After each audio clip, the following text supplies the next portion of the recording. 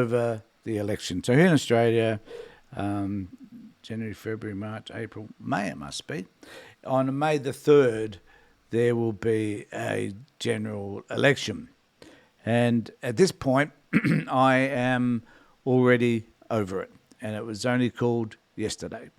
So, and the reason why I feel so disappointed in it is not that I'm disappointed in the election as such. I'm disappointed in the parties, the two primary parties, because number one, the Labor Party are far from progressive.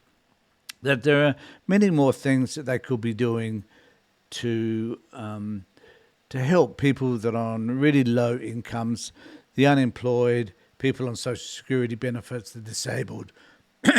There's lots of things that the Labor Party could be doing and should be doing to help those people.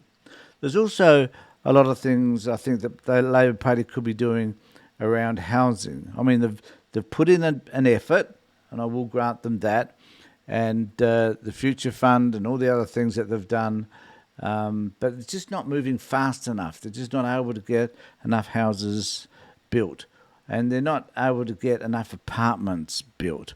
You know, where I live, there's a lot of what we call housing trust houses. So they're houses that were built 60, 70 years ago when the British came over, immigrated to Australia in a big way, and particularly out here in the north of Adelaide, because this is where the industries were. And as a result, they built these duplex-type houses, sort of one next to another, on large pieces of property, actually. And I've had a number of clients who lived in these houses, and I had one woman who'd been living in there for over 50 years, paid very little rent, but it was a fair-sized piece of land for one elderly woman. And I could never understand why the housing department didn't decide to knock down these places on these very large premises. So the houses themselves were quite tiny, but the property that they were on was quite large.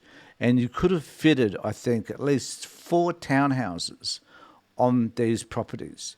So where this house was occupied by one person, you could have had a whole host of other housing, which could have occupied, I don't know, on average, I guess, maybe 16 people. So you could have added the density of the population. You could increase the density of the population by simply knocking down these places and building others. Now they didn't have to be $1 million properties by any means. They still could have been low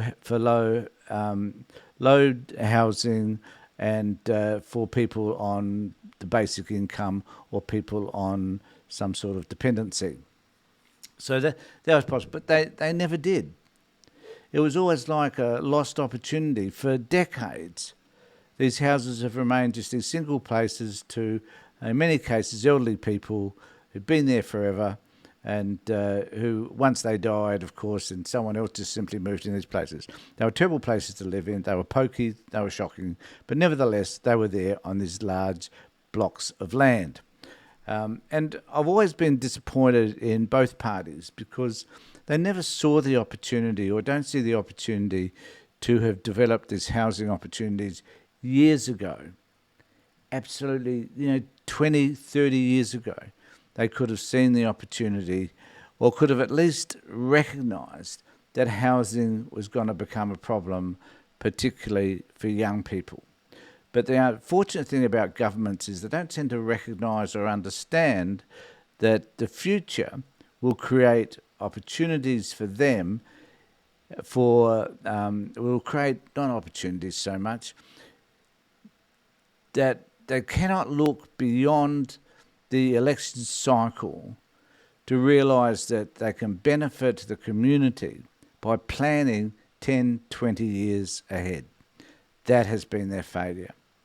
And it disappoints me greatly that the Labor Party in each state and across Australia have refused to accept the inevitable, which was that housing would be a problem in this country and that, therefore, it would become an election issue. Now, no party seems to have the answer specifically for that. The Liberal Party seem to think that for whatever reason, if you cut down on immigration by 30 or 40%, which they plan to do, that somehow that will solve the problem. Well, it won't. Immigration is such a small percentage of population, and the need for housing is such a large problem that it will hardly make a dent. But nevertheless, it's a populist view. Attack immigrants, attack people that look different to yourself, and no doubt there'll be a group of people that will be attracted to that. So that's what they've done. The other thing that they've done is they've decided that they will stick to increasing gas or the production of gas, and that's not as easy as simply saying, well, let's just drill for more gas. It's complicated simply because of the contracts that gas companies already have to export the gas overseas, and that they haven't got that much gas they retain for domestic use. So it isn't as easy as what Dutton would make you believe that it is. And also, the Labor Party have chosen not to tax not only the gas industry, but also the mining industry as they should, and therefore they get away with larger and larger profits. And in actual fact, it is a reality that whatever is in the ground belongs to Australia, belongs to you and me. And though the government doesn't ever seem to do anything about resolving the issue, which is the amount of profits that these gas companies and mining companies make by digging holes in the ground. So there's that issue, and neither parties are going to tackle that. And the final thing I think is that most Australians are over two major parties. There was a strong indicator at the last election that the Teals, independents, could put a dent in the number of seats held by each party. And they've done that to the detriment particularly of the Liberal Party, where a lot of people were so disenchanted with that they didn't want to vote Labor, so they chose to vote for an independent, and which hence the development and the seats held by the Teals. So, and that trend, I think, is likely to continue. So there is a cry, I think, for more progressive politics. You're certainly not going to get it from Dutton. You're not even likely to get it from Albanese and the Labor Party, regretfully. So I think that there will be a swing towards the Greens and the Teals at the next election. Independents who work really hard will probably win. And one of the seats that they have targeted, in fact, happens to be Dutton's, where he holds only a 4% majority. So this is the way the election's shaping. It is uninteresting. It is boring. There's far more happening in the world than this election indicates. There's stuff, of course, that is about you and I. But, here in Australia, people don't give a shit about the elections until the final day, until they're actually standing in that line, eating their hot dog and just wondering about who in the hell they're going to vote for once they step through the door. Most Australians think of politics in that way. People that watch my YouTube videos are the rarity. They're people that probably are a little bit more concerned about that, and people that comment on it like I do. This is the thing that we do. This is what entertains us, if you like. So reality is no one cares. That there won't be anything that they'll toss out stuff like Dutton suggesting, for example, that he's going to reduce the tax excise for 1 year.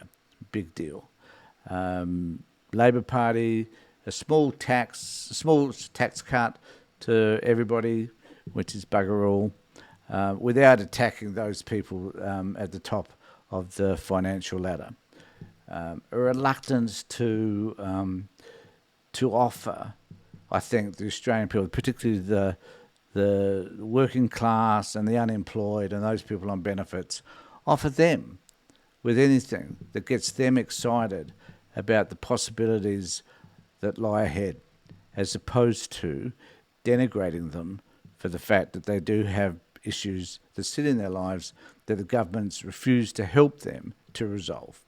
So this is why I'm already over the election.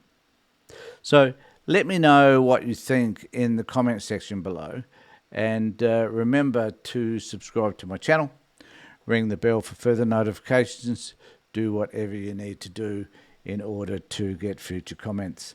But particularly let me know what you think about the style, things that should be said, that sort of thing in the comment section below.